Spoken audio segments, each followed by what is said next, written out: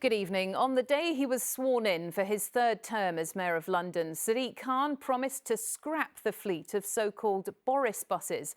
They were brought in with much fanfare by former Mayor and PM Boris Johnson, but they'll be replaced by greener buses. Our political correspondent Simon Harris on the beginning of a new term at City Hall.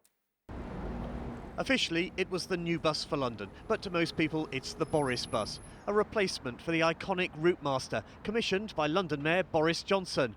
But his successor, Sadiq Khan, has signalled the end of the road after promising to make London's bus fleet zero emission.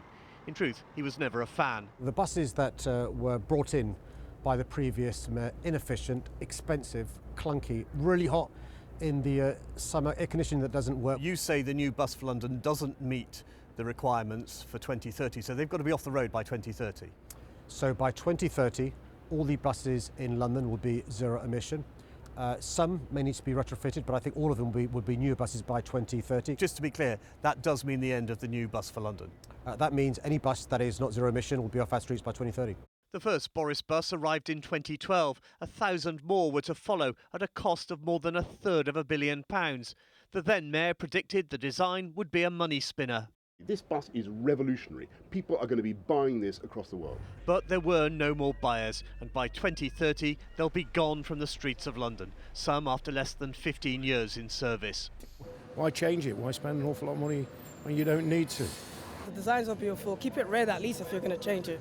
Well, they're the new style of Route Master, isn't it? So it's kind of old, yeah, they're a bit outdated. My name is Sadiq Khan and I am the Mayor of London. At Tate Modern today, Sadiq Khan was greeted with cheers and a standing ovation from supporters as he gave a pledge to make London the best city in the world to grow up in.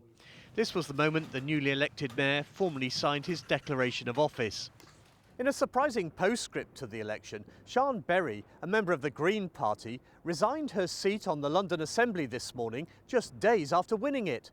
Her decision to step aside means the seat automatically goes to Zoe Garbett, the party's unsuccessful mayoral candidate.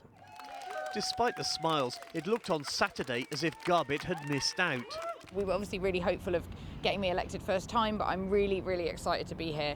We've been talking about making the city more affordable, holding the Metropolitan Police to account and getting rent controls for Londoners. I'm just so excited to get this opportunity to work on those issues.